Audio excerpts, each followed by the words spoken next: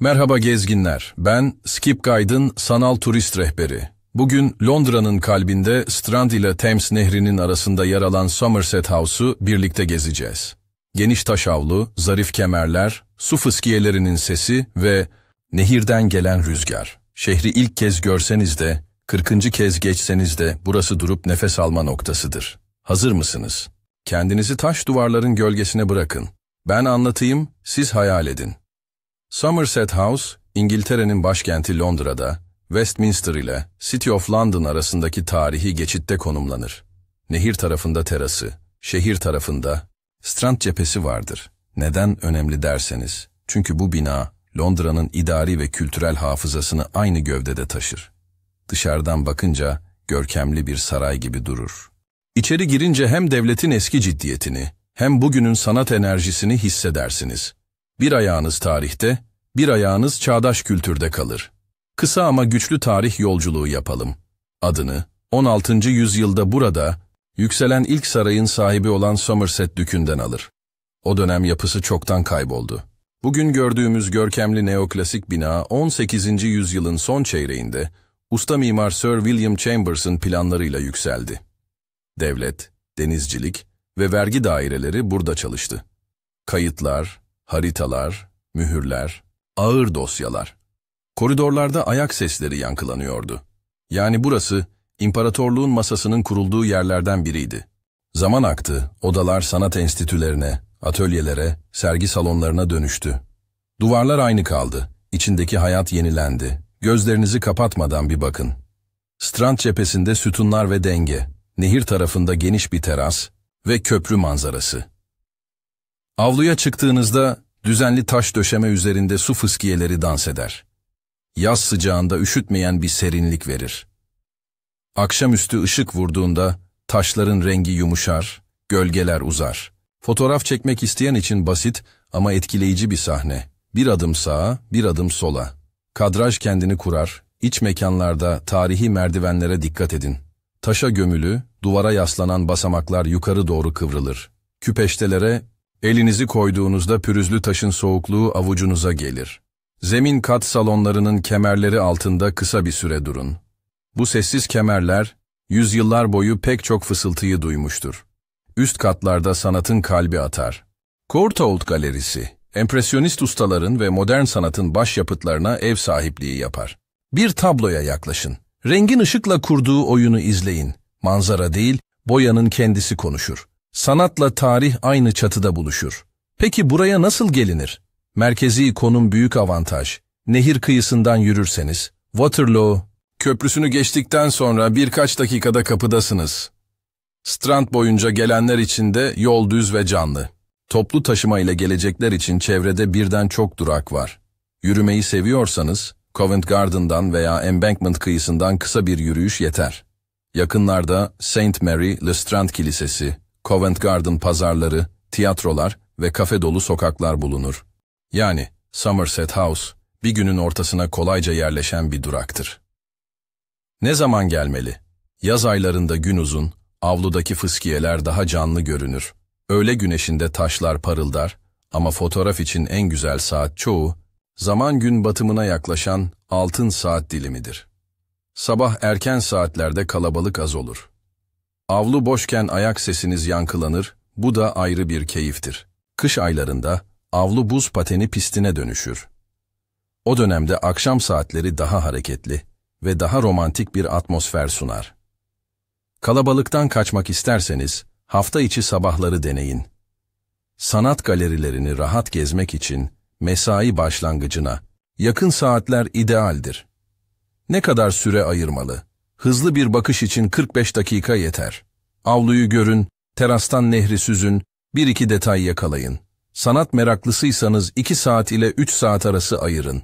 Galerileri sindire sindire gezmek, merdivenleri ve koridorları fotoğraflamak, terasta kısa bir mola vermek için bu süre idealdir. Kışın paten yapacaksanız, bilet saatinden önce gelin ve hazırlık için fazladan zaman bırakın. Yorgunluk hissettiğinizde avludaki bir bankta taşın serinliğine yaslanmak bile başlı başına bir deneyimdir. Giriş ve bilet meselesi nasıl? Avlu ve dış mekan alanlarının gezilmesi genelde ücretsizdir. İçerideki özel sergiler ve Courtauld Galerisi için bilet gerekir. Kışın kurulan buz pateni pisti de biletle girilen bir etkinliktir. Biletler çoğu zaman çevrim içi olarak önceden alınabilir veya gişeden temin edilir. Yoğun dönemlerde erken planlamak rahat ettirir. Kapıda sıraya kalmak istemeyen, özellikle hafta sonu ve akşam seanslarını hedefleyen ziyaretçiler için önceden almak iyi bir fikirdir. Bireysel mi, rehberli mi? Bina kendini iyi anlatır. Bilgi panoları net, yönlendirmeler anlaşılır.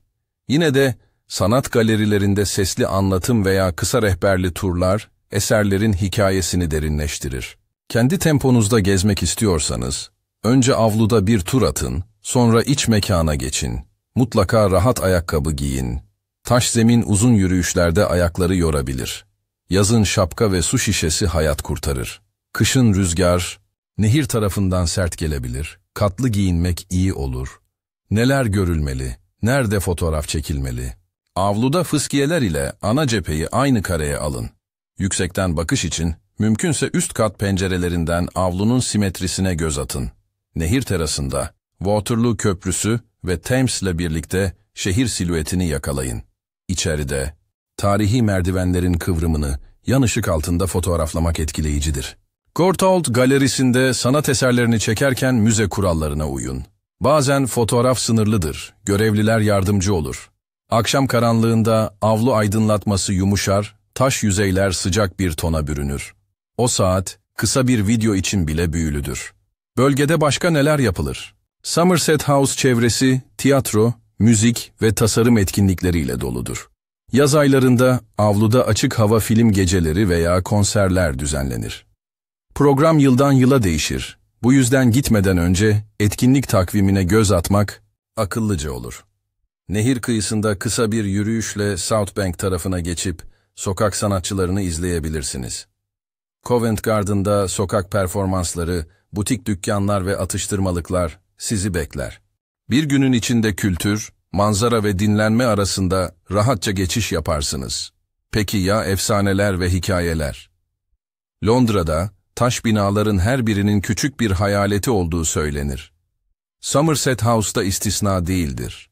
Eski idari odalarda gece devriyesi yapan görevlilerin, rüzgarın taşıdığı fısıltılara kulak verip irkildiği anlatılır. Nehir sisinin terastan içeri sızdığı serin akşamlarda, duvarların sanki hafifçe nefes aldığı söylenir. Bunlar şehrin masallarıdır ama masallar da şehirlerin hafızasını taşır. Kışın buz pisti kurulduğunda, burada evlilik tekliflerinin sıkça yapıldığı söylenir. Kayan bıçak gibi keskin soğuk havada bir çiftin sarılması, avluya tatlı bir uğur getirirmiş. Belki romantik bir efsane. Belki yaşanmış anların bıraktığı izotop burası neden görülmeli? Çünkü Londra'nın iki ruhunu aynı anda sunar. Bir tarafı devletin disiplinini, diğer tarafı sanatın özgürlüğünü anlatır. Taşın ağırlığı ile suyun hareketi yan yana durur. Siz de bu karşıtlığın içinde kendi ritminizi bulursunuz. Tarihle bağ kurmak istersiniz, sanatla nefes almak istersiniz. Kısa bir mola, yoğun bir günün seyrini değiştirir. Kendinize şu soruyu sorun. Büyük şehirde gerçek bir sükunet anını en son ne zaman yakaladınız? Kimler için uygun? Çocuklarla gelen aileler, yazın fıskiyelerde su şıpırtısına bayılır. Kışın paten kaymak küçükler için unutulmazdır. Yaşlı ziyaretçiler için avlu düz ve oturma alanları bol olduğundan dinlenmek kolaydır. Erişilebilirlik düşünülmüştür.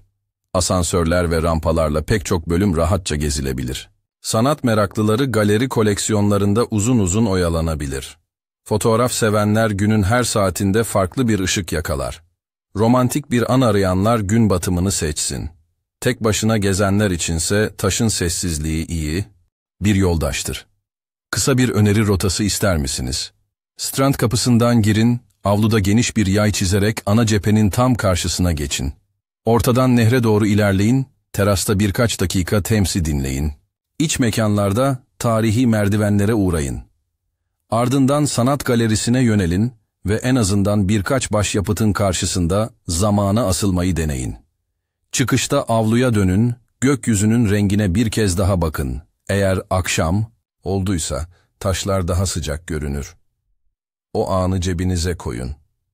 Yanınıza ne almalısınız? Rahat bir ayakkabı, ince bir su şişesi ve yazın güneşten koruyan bir başlık yeter. Kışın eldiven ve boyunluk iyi olur. Uzun süre içeride kalacaksanız, sanat galerilerinin serin olabileceğini unutmayın. Telefonunuzun şarjı dolu olsun. Işığı yakaladığınızda tek bir kare daha çekmek isteyeceksiniz. Son bir düşünce. Somerset House'u gezmek, kalın bir tarih kitabının kenarından küçük bir not okumak gibidir. Not kısa ama anlamı derindir. Taş avluda yürürken, adımlarınızın ritmine kulak verin. Bu ritim, şehrin kalp atışına karışır. Siz de Londra'nın akışına karışırsınız.